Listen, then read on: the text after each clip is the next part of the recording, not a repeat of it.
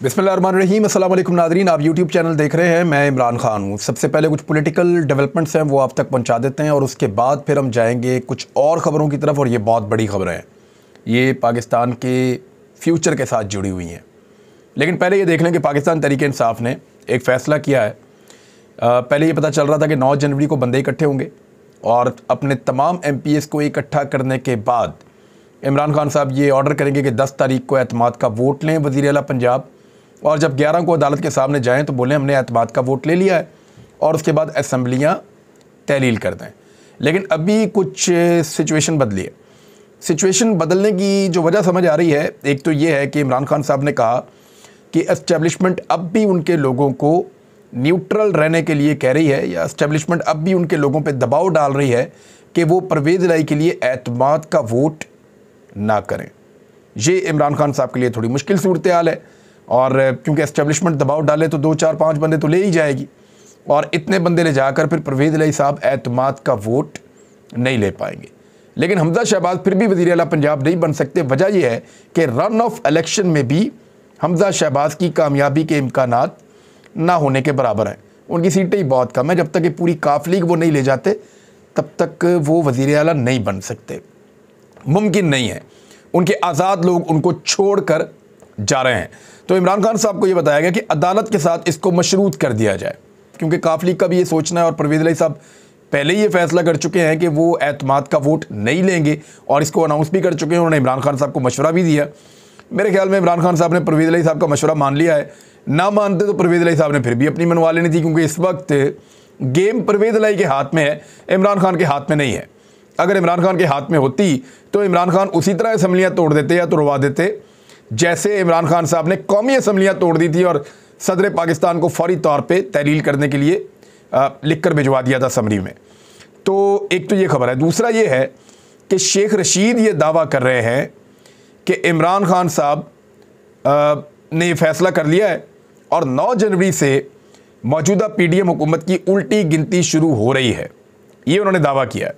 उन्होंने कहा कि शरीफ बरादरान सैलाब मुतासरीन की मदद करने की बजाय अपने सियासी मुस्तकबिल का फ़ैसला करने के लिए बैरून मुल्क मुलाकातें कर रहे हैं। वाकई मरीम नवाज़ ने, अगर आप उनका ट्विटर का अकाउंट देखें और उसके ऊपर फ़ोटो देखें, तो वो एक बच्चे को प्यार कर रही हैं, और उन्होंने वो फ़ोटो लगाई हुई है सैलाब मुतासरीन की। दोबारा वो कभी सैलाब मुतासरीन के लिए नहीं गई, ना उन्होंने उनके लिए बात की, ना उन्होंने उनके लिए फ़ंडिंग की। वो यूरोप में मौजूद हैं, वो वहाँ पर लोगों से फ़ंड करने के लिए कह सकती हैं। उन्होंने टके का काम नहीं किया सैलाब मुतासरीन के लिए मरीम नवाज़ ने यहाँ से जाने के बाद। नवाज़ शरीफ ने बिल्कुल काम ही नहीं किया, उससे पहले भी नहीं किया, उसके बाद भी नहीं किया सैलाब मुतासरीन के लिए। शहबाज शरीफ और बिलावल शुरू में सैलाब मुतासरीन के लिए गए और रिपोर्टें बनाकर आलमी इदारों को भेजी, हमें इमदाद चाहिए, और उसके बाद गायब हो गए। कई महीने तक शहबाज शरीफ और बिलावल ने मुड़कर सैलाब मुतासरीन को पूछा भी नहीं। लेकिन अभी जब एक डोनर कॉन्फ्रेंस का आइडिया आया कि इससे कुछ और पैसे इकट्ठे हो सकते हैं, तो फौरी तौर पे आपने देखा कि शहबाज शरीफ दोबारा बलूचिस्तान चले गए और बिलावल दोबारा सिंध चले गए। यानी इन दोनों पॉलिटिकल पार्टीज़ ने दोबारा पैसे इकट्ठे करने का तरीकाकार ये ढूंढा कि लोगों की मिजरीज़, लोगों की बुरी हालत, लोगों की गुर्बत, सैलाब में लोगों की तबाही, इसको दुनिया के सामने बेचते हैं और बेच के पैसे इकट्ठे करते हैं। क्योंकि इससे पहले इन्होंने जो पैसा इकट्ठा किया, मैं चैलेंज करता हूँ कि बिलावल या शहबाज शरीफ मेरे साथ चलें, मैं दिखाता हूँ कि इनकी हुकूमतों ने कोई टके का काम नहीं किया। किसी को घर बनाकर नहीं दिया, किसी का इंफ्रास्ट्रक्चर बहाल नहीं किया, किसी का पानी नहीं निकाला, किसी को खुराक नहीं फराहम की, कहीं पे मेडिकल की फैसिलिटी नहीं दी। ये तो अल्लाह ताला भला करे पाकिस्तान की आवाम का, कि पाकिस्तान की आवाम ने अपने प्यारों का हाथ थाम लिया। और अभी देखें काफ़ी दिन गुजर गए हैं, लोगों का वो जोश और जज्बा ठंडा हो गया है, लेकिन इसके बावजूद हम लोग लगातार काम कर रहे हैं। हम तो बहुत छोटा मोटा सा कर रहे हैं, लोग बहुत ज़्यादा काम कर रहे हैं। बहुत सारी तंजीमें बहुत अच्छा काम कर रही हैं और वो अब तक लगी हुई हैं, और इसी भरोसे पे कुछ ना कुछ करके लोग सरवाइव कर रहे हैं। और अभी जो आटे की लाइनों के अंदर बेचारे पहले ही लोग मुतासर हैं, और उसके बाद आटे की लाइनों के अंदर किस तरह वो लगे हुए हैं, किस तरह धक्के खा रहे हैं। आटा थोड़ा है, खाने वाले ज़्यादा हैं, लोग पैसे लेकर खड़े हैं, आटा मिल नहीं रहा, मनमानी कीमतों के ऊपर बेचा जा रहा है। आज एक शख्स की जो है वो जाँ बहक हो गया। ये मुगीस अली साहब हैं, जर्नलिस्ट हैं, और इन्होंने इसको ट्वीट भी किया। तस्वीर को, आदमी की लाश पड़ी हुई है और उसके साथ आटा पड़ा हुआ है। यानी ये आटा हासिल करते हुए इस शख्स की जान चली गई है। इन्होंने लिखा अपने ट्वीट में, मीरपुर खास में एक शहरी सस्ता आटा लेने के दौरान जान की बाजी हार गया।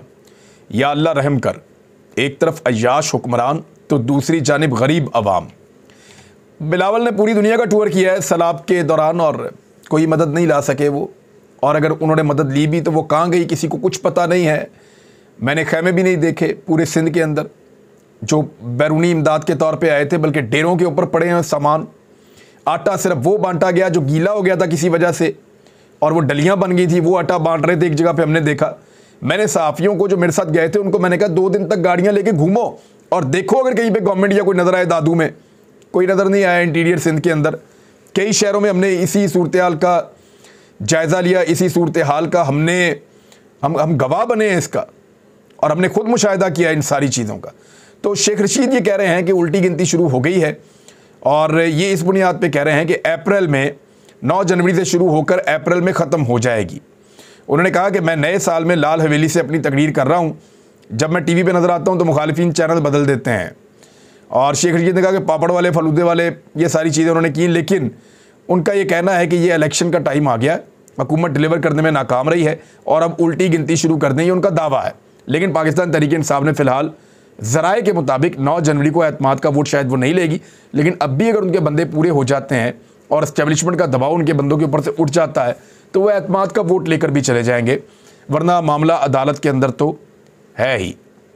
दूसरी जानिब मरियम नवाज साहिबा को जो ओहदा दिया गया है वो एक बहुत बड़ी मुसीबत बन गई है PMLN के अंदर, लेकिन लोग मान जाएंगे आहिस्ता आहिस्ता। सारे चौधरी निसार अली खान जैसे गैरतमंद और बेहतर लोग नहीं होते, और सबकी खुददारी इतनी ज़्यादा नहीं होती जितनी चौधरी निसार अली खान साहब की थी, कि उन्होंने नवाज शरीफ साहब को साफ कहा था कि मैं बच्चों के अंडर काम नहीं कर सकता और मैं बच्चों के ज़ेरे निगरानी काम नहीं कर सकता, और मैं सियासत के अंदर मेरा एक कद है, एक उम्र मैंने यहाँ पे काम किया है, तो अब मैं बच्चों के जो है हुक्म नहीं मान सकता। तो उन्होंने वक्त पे बगावत कर दी थी। अभी हल्की फुल्की बगावत पार्टी के अंदर शुरू हुई है, क्योंकि मरियम नवाज़ को 2 ओहदे दिए गए हैं। ये जियो न्यूज़ ने रिपोर्ट किया है। वैसे चीफ ऑर्गेनाइज़र भी बनाया गया है नून लीग का सीनियर नायब सदर जो पहले खाकान अब्बासी साहब थे, शाहिद खाकान अब्बासी साहब। अब ये मरियम नवाज साहिबा जो है नून लीग का सीनियर नायब सदर और चीफ ऑर्गेनाइज़र मुकर्रर करने पे पार्टी में जो है वो तजर्बाकार क़यादत जो है उसमें बेचैनी पाई जाती है। और नून लीग के बहुत सारे लोग अब अफसोस का इजहार कर रहे हैं कि जनाब सारा कुछ ही अपने ख़ानदान में ले जाते हैं। नवाज शरीफ, शहबाज शरीफ और मरियम नवाज़ ये तीनों अहम तरीन और ताकतवर तरीन ओहदों पे हैं, और हमदा शहबाज पंजाब में अपोजिशन लीडर है। इलेक्शन करवाओ तो वो वज़ीर आला का भी उम्मीदवार वही होता है। तो तमाम अहम ओहदे चाहे पार्टी के हैं चाहे हुकूमत के हैं, वो सारे शरीफ ख़ानदान अपने पास रखता है। ख्वाजा आसिफ हैं, तनवीर हुसैन साहब हैं, चौधरी तनवीर, शाहिद खाकान अब्बासी हैं, हसन इकबाल हैं, अयाज सादिक, ख्वाजा साद रफ़ीक, राजा ज़फ़रुल हक और बहुत सारे और लोग हैं। वो बेचारे सीनियर लोग हैं, सीनियर तरीन लोग हैं, लेकिन उसके बावजूद मरियम नवाज़ जिसने अभी सियासत शुरू की है उनको अहम तरीन ओहदे दे दिए हैं। अब पार्टी में बेचैनी तो होनी है। दूसरी जानिब पार्टी के कुछ लोग कह रहे हैं कि जुनेद सफदर को भी लाया जा रहा है और सोशल मीडिया का हेड उसको बना दिया जाएगा, और वो फिर इन लीडर्स के ऊपर भी अहकामात जारी करेगा थोड़े अरसे के बाद, और वो भी हमारे लिए एक नई मुसीबत बन जाएगी। तो PMLN की जो अंदरूनी सियासत है उसमें जमहूरियत की कोई गुंजाइश या जगह मौजूद नहीं है। अब आ जाए जी उस खबर की तरफ जिसने हिलाकर रख दिया है सबको, पूरे पाकिस्तान को, और वो खबर है पाकिस्तान के ज़र मुबादला के ज़खायर या पाकिस्तान के कौमी ख़जाने में पड़ा हुआ पैसा। पाकिस्तान ने, मैंने आपको पिछले हफ्ते बताया था कि UAE के या मुत्तहिदा अरब अमारात के जो कमर्शियल बैंकों से पैसे लिए हुए हैं वो पैसे उनको वापस करने हैं, क्योंकि पाकिस्तान की इकॉनमी की सूरत हाल देखते हुए वो पाकिस्तान को तौसी नहीं दे रहे उस कर्ज़े में। तो $1 अरब से ज़्यादा वो पैसे थे। मैंने आपसे कहा था कि जनवरी के पहले हफ्ते में वो पैसे वापस देने पड़ेंगे, खबरें आ रही हैं, और वो पैसे फिर वापस दे दिए हैं पाकिस्तान ने। और अब पाकिस्तान के जो कौमी ख़जाने के अंदर ज़र मुबादला के ज़खायर मौजूद हैं वो $4.5 अरब रह गए हैं। $4.5 अरब। इमरान खान साहब के दौरे हुकूमत में ये बहुत ज़्यादा बढ़ गए थे, और PDM की हुकूमत आने से पहले ये $16.2 अरब तक थे, और $16.2 अरब से लेकर $4.5 अरब तक पाकिस्तान 8 महीनों के अंदर पहुंच गया है। और पाकिस्तान के पास अब मजबूरी जो ज़खायर हैं वो तकरीबन $10 अरब के हैं, प्राइवेट यानी कमर्शियल बैंक्स के और जो पाकिस्तान का कौमी ख़जाना उसको मिलाकर, और ये बहुत कम है। ये पाकिस्तान का बहुत बड़ा नुकसान हो रहा है। अच्छा, इससे अब बचने के लिए हुकूमत ने एक बड़ा अजीबोगरीब काम शुरू कर दिया है। वो मैं पहले आपको खबर पढ़ के सुनाता हूँ, फिर मैं आपको बताता हूँ ये कर क्या रहे हैं। डिफ़ॉल्ट से बचने के लिए वफाकी हुकूमत ने डिफ़ॉल्ट के ख़तरे से निपटने के लिए हुकूमती असासा जात को तेज़ी से फ़रोख्त करने का फ़ैसला कर लिया है। कुछ उसूल होते हैं, कुछ ज़ाब्ते होते हैं, कुछ कायदे होते हैं जिनके तहत निजीकारी की जाती है या असासे फ़रोख्त किए जाते हैं। उन सबको ख़त्म करके असासे अब मन मर्जी से बेच दिए जाएंगे फ़ौरी तौर पे, यानी उन्हें बोने भी बेचना चाहें तो बेच सकते हैं। वफाकी हुकूमत ने जुमे के रोज़ फ़ैसला किया और ये बाकायदा फ़ैसला करवाया गया है कि 2 पावर प्लांट्स कतर को, यानी कतर की हुकूमत को बराह रास्त फ़रोख्त कर दिए जाएँ। यानी इसके अंदर ये वो जो बिडिंग होती है कि आप आ जाएँ, मुख्तलिफ लोग हैं, लेकिन नहीं, कतर को बराह रास्त 2 पावर प्लांट पाकिस्तान की हुकूमत ने फ़ैसला किया कि उनको भेज दिए जाएँ। ये पावर प्लांट 4 साल कबल हुकूमत की निजकारी फहरस्त में शामिल थे, यानी इसको निजकारी के अंदर शामिल करना था और हुकूमत की उम्मीद थी कि इसकी फ़रोख्त से इसे 1 अरब 50 करोड़ डॉलर हासिल होंगे। ताहम अब मौजूदा हुकूमत ने इसे निजकारी के बजाय बराह रास्त ही कतर को देने का फ़ैसला कर लिया है और जुमेरात को इस सिलसिले में निजकारी कमीशन का इजलास बुलाया गया था, जिसमें 2 प्लांट्स को निजकारी की फहरिस्त से निकालने का कहा गया कि जनाब ये 2 प्लांट्स हम फ़ौरन डायरेक्ट बेचना चाहते हैं, जैसे हमारा दिल करेगा हम बेचेंगे, इसको निकालें उस प्रोसीजर के अंदर से। और निजकारी की जो फहरिस्त है उसके अंदर से इनको बाहर निकाला गया। निजकारी कमीशन बोर्ड के इजलास के बाद आमतौर पर प्रेस बयान जारी किया जाता है, लेकिन बड़ी खामोशी से, राजदारी से इन्होंने कोई मुरासला या कोई खबर या कोई प्रेस को बयान भी जारी नहीं किया और चुप करके ये 2 पावर प्लांट बेचने का फ़ैसला कर लिया। जब ये पावर प्लांट महंगे लग रहे थे ना पाकिस्तान में, तब भी बहुत सारे लोगों की जेबों में कमीशन जा रहे थे, और अब जब जो इस तरीके से बेचे जा रहे हैं कि सारे रूल्स पसे पुश्त डाले जा रहे हैं, तो तब भी आपको अंदाज़ा है कि क्या हो सकता है। पाकिस्तान की जो बिज़नेस कौंसिल है उसने एक आइडिया दिया है और उनका आइडिया ये है कि पाकिस्तान को चाहिए कि चीन से बात करे, पेरिस क्लब से बात करे, और जहाँ जहाँ भी पाकिस्तान ने कर्ज़ा देना है वहाँ पे पाकिस्तान ये कहे कि हमारी हालत को देखते हुए, सूरत हाल का जायज़ा लेते हुए आप पाकिस्तान के कर्ज़ माफ़ करें या उनके ऊपर जो सूद है कम से कम उनको माफ़ किया जाए और रीशेड्यूल किया जाए। पाकिस्तान दुनिया से खुलकर जाकर बात करे, लेकिन बात करेगा कौन? इसहाक डार, शहबाज शरीफ, इनकी तो बात ही कोई नहीं सुनता। आर्मी चीफ वो नए आए हैं और उन्हीं को भेज दिया सऊदी अरब से बात करने के लिए, वो गए हैं, वो चाइना भी जाएंगे शायद, उनसे भी बात करेंगे। तो आर्मी चीफ का काम ये नहीं है जिसके अंदर उनको धकेल दिया जाता है हर दौरे हुकूमत के अंदर, और बाद में यही आर्मी चीफ आपको बता रहे होते हैं मैं वहाँ से पैसे लाया, मैं उस मुल्क से पैसे लाया, मैं उस मुल्क से पैसे लाया। तो वो फिर पॉलिटिक्स के अंदर अपनी इंटरफेरेंस को जायज़ समझते हैं कि जब मुल्क को चलाने के लिए मैं सारा कुछ कर रहा हूँ तो मुल्क के फैसले मैं क्यों ना करूँ। ये आर्मी चीफ के ओहदे के साथ भी, बेचारे के साथ एक ज़्यादती होती है कि आप उसके ऊपर इजाफी जिम्मेदारियाँ डाल देते हैं जो उसके करने का काम नहीं होता। अगर ये पैसा आ भी जाता है, फ़र्ज़ करें अगर कुछ पैसा आर्मी चीफ गए हुए हैं, मैं शब्बर जैदी साहब से बात करता हूँ, उन्होंने बताया कि अगर कुछ पैसा सऊदी अरब दे देता है, चाइना दे देता है, या 2, 3, 4 अरब डॉलर तक भी पाकिस्तान को मिल जाते हैं, फिर भी पाकिस्तानियों के हालात तो बेहतर नहीं होंगे, महंगाई तो कम नहीं होगी, मुश्किल फ़ैसले और ये सारी चीज़ें फिर भी करने पड़ेंगे। लेकिन ये जो हुकूमत है इसका पॉलिटिकल कैपिटल इतना कम है कि ये मुश्किल फ़ैसले कर ही नहीं सकते। अब वो डार साहब डॉलर को रोक कर बैठे हुए हैं, अपनी तरफ से चालाकी की हुई है, पाकिस्तान का भट्टा बैठ गया है और हालात लगातार ख़राब होते चले जा रहे हैं। कमर्शियल बैंकों का फ़ैसला जो है वो डार साहब का पोल उसने खोल दिया है, लेकिन डार साहब का अपना काम चल रहा है। मिसाल के तौर पे ये देखें, एक और ख़बर है मेरे पास कि एहतसाब अदालत ने वफाकी वज़ीर ख़ज़ाना इसहाक डार के तमाम बैंक अकाउंट्स और असासे बहाल कर दिए। यानी पाकिस्तान के असासे और बैंक अकाउंट हर चीज़ फ़ारग हो रही है, वो डाउन जा रहा है। पाकिस्तान जब जब नीचे गया, डार साहब तब तब ऊपर आए। आपने कभी गौर किया? जब जब डार साहब का इक़्तिदार आया, डार साहब ने तरक्की की और बुलंदी की तरफ गए, और पाकिस्तान तब तब नीचे गया है। पाकिस्तान की तरक्की जो है वो करता हुआ, तरक्की करता हुआ डार साहब ने हमेशा डबोया है मुल्क। और एहतसाब अदालत ने वफाकी वज़ीर ख़ज़ाना इसहाक डार के तमाम बैंक अकाउंट्स और तमाम असासे बहाल कर दिए। इसहाक डार साहब को, उनको लाने वालों को, सबको बहुत बहुत मुबारकबाद। अब ये ज़रा खबर आप सुने। मुल्क में इस वक्त महंगाई कमर तोड़ है, खाने पीने की अशिया आवाम की पहुंच से दूर हो गई हैं, लोगों का जीना महाल हो गया है, महंगाई के नए रिकॉर्ड बन गए। 1 साल के दौरान मुख्तलिफ शहरों में आटा और चिकन 100% महंगा हो गया है।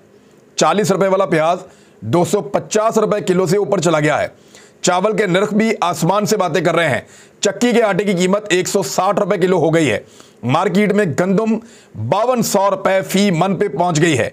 इसके अलावा मुर्गी के गोश्त और अंडे की कीमत में भी इजाफा कर दिया गया है, जिससे अंडे 280 रुपए दर्जन हो गए हैं। मुर्गी के गोश्त की सरकारी कीमत इस वक्त 574 रुपए किलो हो गई है और बाज़ दुकानदार मुर्गी का गोश्त 620 रुपए किलो में बेच रहे हैं। याद रखिएगा, अभी आपको तेल के मामले के ऊपर भी, यानी खुर्दनी तेल जो होता है, घी, तेल, कुकिंग ऑयल, इनके ऊपर भी आपको एक बहरान का सामना करना पड़ेगा, क्योंकि पाकिस्तान के पास डॉलर ही नहीं है। पाकिस्तान अब करेगा कैसे? जमात इस्लामी ने तो ऐलान कर दिया जी कि ये कमर तोड़ महंगाई जो है, इसके खिलाफ अब हम निकलेंगे और काम करेंगे और एहतजाज करेंगे। लेकिन शहबाज शरीफ साहब ने कहा कि IMF प्रोग्राम की शराइत मुकम्मल करने के लिए हम पुरअज़्म हैं। यानी IMF के प्रोग्राम पे अमल दरामद के लिए शहबाज शरीफ साहब पुरअज़्म हैं। और डार साहब का बयान आपको याद है, उन्होंने क्या कहा?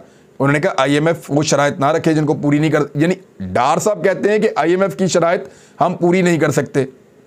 वो कहते हैं IMF हमारे साथ ज़्यादती कर रहा है और IMF के अंदर डार साहब को जुर्माना भी हो चुका है माजी में, गलत बयानी के ऊपर, गलत अदाद-ओ-शुमार देने के ऊपर। तो अब ये जो शहबाज शरीफ साहब का दावा है, शहबाज शरीफ साहब कह रहे हैं IMF की सारी बातें मानेंगे, डार साहब कह रहे हैं मैं IMF की बातें नहीं मानूंगा। तो ऐसे तो ये मुल्क नहीं चलेगा और इस तरीके से तो मुल्क आगे नहीं बढ़ सकता। तो नाज़रीन, अब ये असासे बेचें या कुछ भी करें, इनके किए की कीमत इस मुल्क को अब चुकानी पड़ेगी। पाकिस्तान की कौम को, पाकिस्तान की जो PDM की हुकूमत बनी इम्पोर्टेड, इस रिजीम चेंज ऑपरेशन के बाद जो सहूलतकारों ने किया, उसकी कीमत ये सारे चुकाएं या ना चुकाएं, पाकिस्तान की कौम को बदकिस्मती से चुकानी पड़ेगी। अब तक के लिए इतना ही। अपना ख्याल रखिएगा, अपने इस चैनल का भी। अल्लाह हाफ़िज़।